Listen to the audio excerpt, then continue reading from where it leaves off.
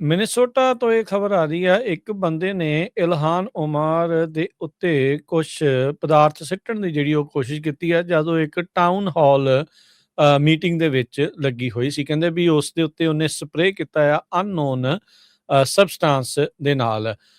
ਕਹਿੰਦੇ ਵੀ ਸੱਟ ਚੋਟ ਤਾਂ ਉਸਦੇ ਨਹੀਂ ਲੱਗੀ। ਇਹ ਇਨਸੀਡੈਂਟ ਤੋਂ ਬਾਅਦ ਵੀ ਉਹ ਉੱਥੇ ਬੋਲਦੀ ਜਿਹੜੀ ਉਹ ਰਹੀ ਹੈਗੀ ਆ। ਰਾਸ਼ਟਰਪਤੀ ਟਰੰਪ ਹੁਣਾਂ ਦੇ ਦੁਆਰਾ ਲਗਾਤਾਰ ਇਲਹਾਨ ਉਮਰ ਜਿਹੜੀ ਕਿ ਸੋਮਾਲੀ ਡਿਸੈਂਟ ਦੀ ਹੈਗੀ ਆ, ਉਸ ਦੇ ਉਲਟ ਕਾਫੀ ਜ਼ਿਆਦਾ ਬਿਆਨਬਾਜ਼ੀ, ਤਿੱਖੀ ਬਿਆਨਬਾਜ਼ੀ ਜਿਹੜੀ ਆ ਕਰਦੇ ਰਹੇ ਆ। ਕਈਆਂ ਨੇ ਤਾਂ ਉਸ ਨੂੰ ਰੇਸਿਸਟ ਰਿਮਾਰਕ ਵੀ ਟਰੰਪ ਹੁਣਾਂ ਦੇ ਦੁਆਰਾ ਆਖਿਆ। ਇਲਹਾਨ ਉਮਰ ਹੁਣ ਮੰਗ ਕਰ ਰਹੀ ਹੈ ਵੀ ਆਈਸ ਨੂੰ ਹੀ ਅਬੋਲਿਸ਼ ਕਰ ਦਿੱਤਾ ਜਾਵੇ, ਹੋਮਲੈਂਡ ਸਿਕਿਉਰਿਟੀ ਨੂੰ ਰਿਜ਼ਾਈਨ ਕਰਨਾ ਚਾਹੀਦਾ, ਨਹੀਂ ਤਾਂ ਜਿਹੜੀ ਇੰਪੀਚਮੈਂਟ ਦੀ ਗੱਲ ਆਪਾਂ ਕਰਕੇ ਹਟੇ ਆ ਵੀ ਉਹ ਹੋਣੀ ਚਾਹੀਦੀ ਆ।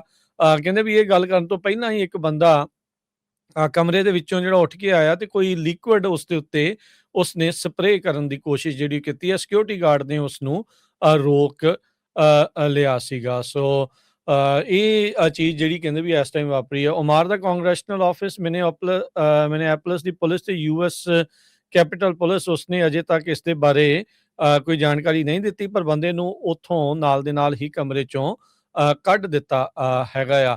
ਇਲਹਾਨ ਉਮਰ ਨੇ ਜਿਹੜਾ ਕਿਹਾ ਵੀ ਵਿਲ ਕੰਟੀਨਿਊ, ਵੀ ਇਹ ਫਿਰ ਗਾਲ ਕੱਢੀ ਉਹਨੇ ਐਫ ਵਰਡ ਵਰਤ ਕੇ ਅਤੇ ਕਿਹਾ ਵੀ they are not going to get away with this, ਵੀ ਇਹਦੇ ਤੋਂ ਜਿਹੜਾ ਉਹ ਬਚਣਗੇ ਜਿਹੜੇ ਉਹ ਨਹੀਂ। ਸੋ ਹੁਣ ਉਹਨੇ ਕਾਹਦੀ ਸਪਰੇਅ ਕੀਤੀ ਆ ਉਸ ਦੀ ਜਾਂਚ ਜਿਹੜੀ ਆ ਉਸ ਤੋਂ ਬਾਅਦ ਦੇ ਵਿੱਚ ਹੀ ਪਤਾ ਲੱਗੇਗਾ ਜੀ। ਮਿਨੇਸੋਟਾ ਤੋਂ ਇਹ ਖਬਰ ਆ ਰਹੀ ਹੈ, ਇੱਕ ਬੰਦੇ ਨੇ ਇਲਹਾਨ ਓਮਾਰ ਦੇ ਉੱਤੇ ਕੁਝ ਪਦਾਰਥ ਸਿੱਟਣ ਦੀ ਜਿਹੜੀ ਉਹ ਕੋਸ਼ਿਸ਼ ਕੀਤੀ ਹੈ, ਜਦੋਂ ਇੱਕ ਟਾਊਨ ਹਾਲ ਮੀਟਿੰਗ ਦੇ ਵਿੱਚ ਲੱਗੀ ਹੋਈ ਸੀ। ਕਹਿੰਦੇ ਵੀ ਉਸ ਦੇ ਉੱਤੇ ਉਹਨੇ ਸਪਰੇਅ ਕੀਤਾ ਆ ਅਨਨੋਨ ਸਬਸਟੈਂਸ ਦੇ ਨਾਲ। ਕਹਿੰਦੇ ਵੀ ਸੱਟ ਚੋਟ ਤਾਂ ਉਸਦੇ ਨਹੀਂ ਲੱਗੀ। ਇਹ ਇਨਸੀਡੈਂਟ ਤੋਂ ਬਾਅਦ ਵੀ ਉਹ ਉੱਥੇ ਬੋਲਦੀ ਜਿਹੜੀ ਉਹ ਰਹੀ ਹੈਗੀ ਆ। ਰਾਸ਼ਟਰਪਤੀ ਟਰੰਪ ਹੁਣਾਂ ਦੇ ਦੁਆਰਾ ਲਗਾਤਾਰ ਇਲਹਾਨ ਉਮਰ ਜਿਹੜੀ ਕਿ ਸੋਮਾਲੀ ਡਿਸੈਂਟ ਦੀ ਹੈਗੀ ਆ, ਉਸ ਦੇ ਉਲਟ ਕਾਫੀ ਜ਼ਿਆਦਾ ਬਿਆਨਬਾਜ਼ੀ, ਤਿੱਖੀ ਬਿਆਨਬਾਜ਼ੀ ਜਿਹੜੀ ਆ ਕਰਦੇ ਰਹੇ ਆ। ਕਈਆਂ ਨੇ ਤਾਂ ਉਸ ਨੂੰ ਰੇਸਿਸਟ ਰਿਮਾਰਕ ਵੀ ਟਰੰਪ ਹੁਣਾਂ ਦੇ ਦੁਆਰਾ ਆਖਿਆ। ਇਲਹਾਨ ਉਮਰ ਹੁਣ ਮੰਗ ਕਰ ਰਹੀ ਹੈ ਵੀ ਆਈਸ ਨੂੰ ਹੀ ਅਬੋਲਿਸ਼ ਕਰ ਦਿੱਤਾ ਜਾਵੇ, ਹੋਮਲੈਂਡ ਸਿਕਿਉਰਿਟੀ ਨੂੰ ਰਿਜ਼ਾਈਨ ਕਰਨਾ ਚਾਹੀਦਾ, ਨਹੀਂ ਤਾਂ ਜਿਹੜੀ ਇੰਪੀਚਮੈਂਟ ਦੀ ਗੱਲ ਆਪਾਂ ਕਰਕੇ ਹਟੇ ਆ ਵੀ ਉਹ ਹੋਣੀ ਚਾਹੀਦੀ ਆ।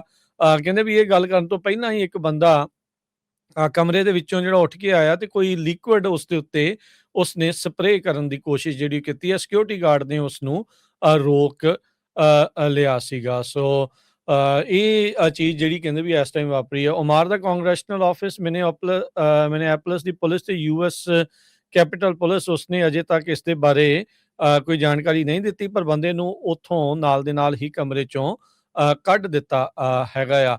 ਇਲਹਾਨ ਉਮਰ ਨੇ ਜਿਹੜਾ ਕਿਹਾ ਵੀ ਵਿਲ ਕੰਟੀਨਿਊ, ਵੀ ਇਹ ਫਿਰ ਗਾਲ ਕੱਢੀ ਉਹਨੇ ਐਫ ਵਰਡ ਵਰਤ ਕੇ ਅਤੇ ਕਿਹਾ ਵੀ they are not going to get away with this, ਵੀ ਇਹਦੇ ਤੋਂ ਜਿਹੜਾ ਉਹ ਬਚਣਗੇ ਜਿਹੜੇ ਉਹ ਨਹੀਂ।